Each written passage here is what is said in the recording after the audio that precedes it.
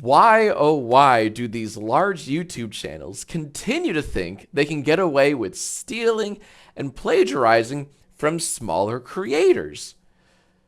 Anyways, unrelated, but beep beep, have an interesting story for you. Back in August, YouTuber Yap Emporium uploaded a video titled The Roller Coaster Game with a horrifying secret. It's about a fairly unknown PlayStation 2 game with some sinister secrets. It's pretty interesting, actually. In fact, a lot of people seem to like it. It got well over 1 million views, which is a big deal, especially for a relatively small channel. In fact, when the video was uploaded, the channel only had 8 subscribers, and now it has tens of thousands. But still, tens of thousands is nothing compared to what I'm about to bring up. And let me remind you that this video came out back in August, because 11 days ago, a much larger YouTuber, Flush, uploaded this video titled The Roller Coaster Game with a dark secret. And you may notice that the title is almost exactly the same, save for one word, and even the thumbnail is very similar.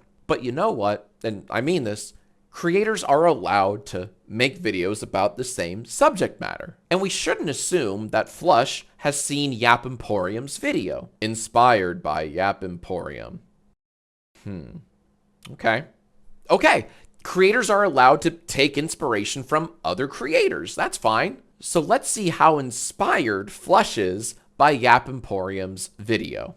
If you've clicked on this video, then you've probably heard of games like Roller Coaster Tycoon, Planet Coaster. Well, you may have heard of games like Roller Coaster Tycoon or Planet Coaster. Here's something that I managed to find within a minute of gameplay. Number of people missing. Like, you can check the stats and it records things such as number of people missing. There are 3 game modes. Management mode, which is what I just described. Challenge mode, where you have to build coasters to increasingly difficult specifications over the course of 5 stages. And quick mode. See, in the main menu of the game, there's challenge mode, management mode, quick ride 1, and quick ride 2. While playing, you get messages about children going missing in your park. There's also a mechanic in the game that says there are many children getting lost. Place an information board. Then you enter the first person mode, which allows you to explore your park and even ride rides. While here, people start appearing, the issue being their PNGs. So yeah, just passing by all these people, which by the way are PNGs that never actually moved. That's actually quite creepy. Like that village in Japan which has been filled with life-sized dolls to make the town feel less abandoned after everyone left. They're just kind of there. It's like that one village of the dolls in Japan where it's an entire village just literally filled with only dolls, many of which would represent people that were once alive. That last one was the example that really pushed me over the edge, because it's such a specific niche reference to make that I'm sorry, Flush, but I highly doubt you came to that comparison all on your own. Now, there are a few things that Flush adds to their video that aren't in Yap Emporium's original video. But interestingly, and maybe coincidentally, almost everything different in Flush's video was made in a comment months ago in Yap Emporium's video, and even liked by Yap Emporium. For example, Flush notes that this game was made by one person. Yeah, turns out that this whole game is all made by just one person. And hey, that's pretty cool. Except a comment from 3 months ago in Yap Emporium's video mentions the same thing.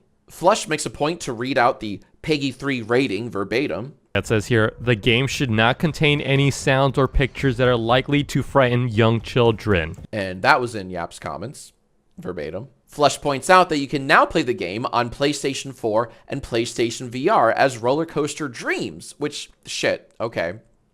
Okay, yep. And as soon as Flush mentions that these ghosts could be Onryo, you know I had to Control F Onryo in the comments of Yap Emporium's video, and there it is.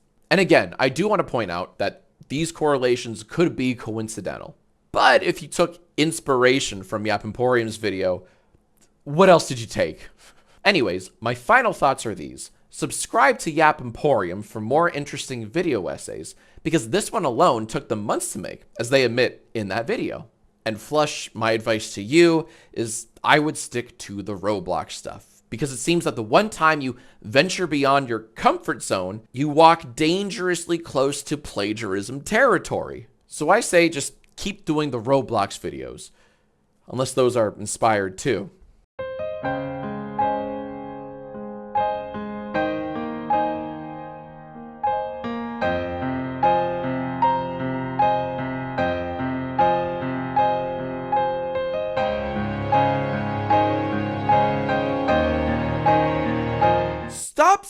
stealing.